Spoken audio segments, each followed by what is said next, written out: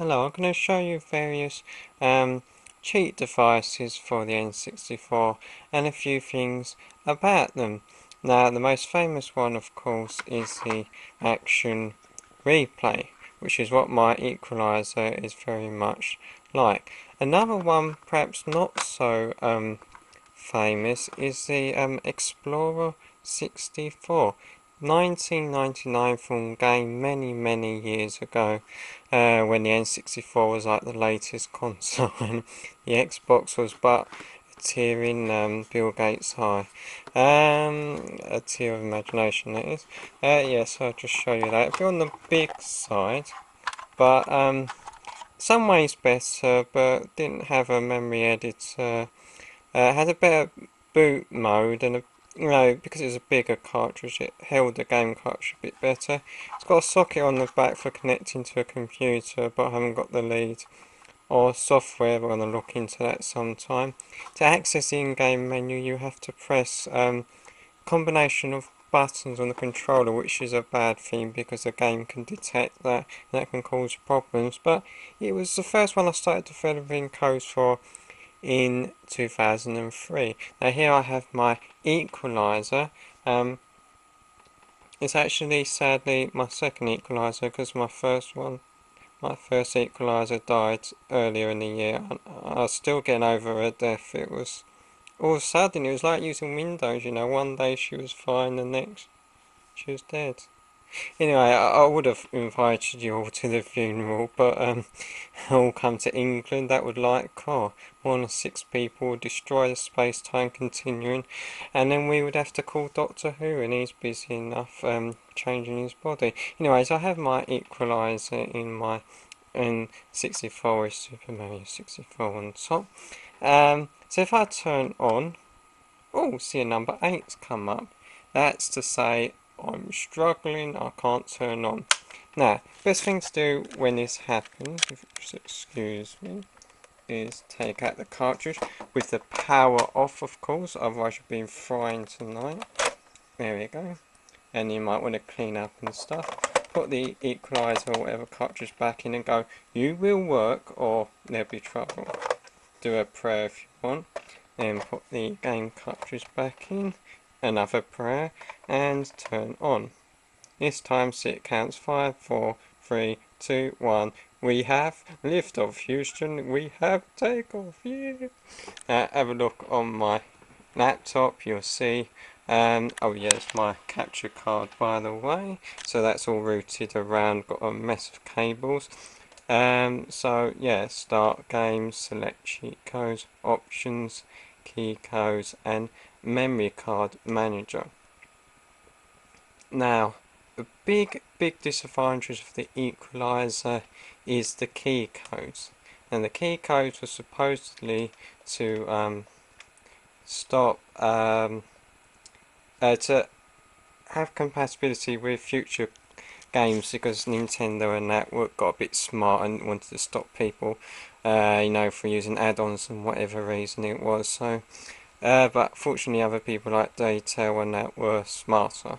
So if you've got a game that's not Super Mario 64, let's say, I always thought it's strange, it's called Mario World 64 on Equalizer. They didn't put in the right name, I don't know. So say I wanted to play Zelda, I'd select the Zelda key code, then I would click on it, press A, and again, you would then power off and swap cartridges over. The problem here, this is the flaw uno, is that if you don't have the game cartridge, you can never use your Equalizer ever again, because it waits for you to put it in. It won't start up with any other game unless you've got another game with the same key code. Options, what were options when they were at home? I'll turn scrolling, similar to what the Explorer had. So the Equalizer is basically an action replay, but with memory editing and all stuff like that. It's compatible with GameShark codes, which is like standard. That's why I always put GameShark code on my videos that are codes. That and the GameShark is probably most famous along with the action replay. Now, when you start the game with the Equalizer, and again it'll probably be similar to Action Replay, you have various options. You can turn the code generator on or off for making codes, but you need an expansion pack, which is around here somewhere. Fortunately, at the time, you know, like years and years ago, my brother had bought Donkey Kong 64 that needed an expansion pack, so there you go. That was a problem solved. So you can turn the code generator on. Obviously, normally when I do a video, I'd record, you know, with my capture card.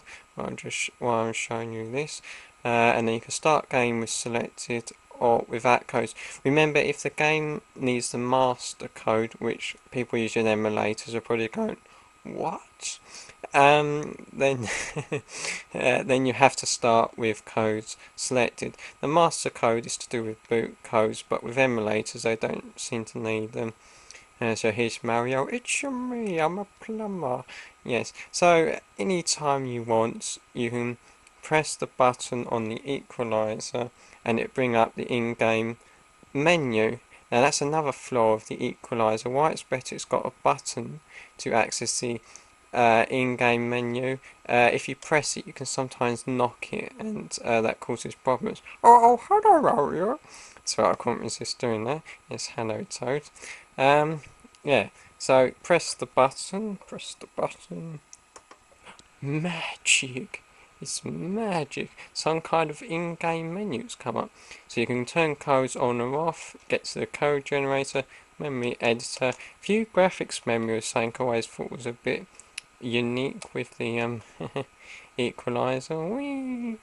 Oh, gone into space, oh yes, oh Mario's, oh what's that, oh psychedelic, oh yes. And all other stuff, you can all make them bigger and things. Look at the textures. Of course, memory editor, most you probably know.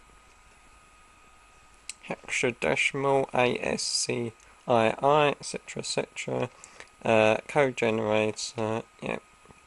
You can do known and unknown searches, 8 and 16-bit. But there you go. So if your Equalizer, Action Replayer, Explorer, whatever doesn't start up, turn the power off, take the game cartridge off, take the Equalizer or whatever off, give it a good clean, a few prayers, you know, beg with it, you still works, you stupid little piece of plastic and metal and semiconductors, and then say, I didn't really mean that, put it back in and turn it on. Of course, if it never does start up again, it might be that it's had it, it's died. Oh well, can always buy another one. So I hope this has been of help to you, and I'll say bye for now.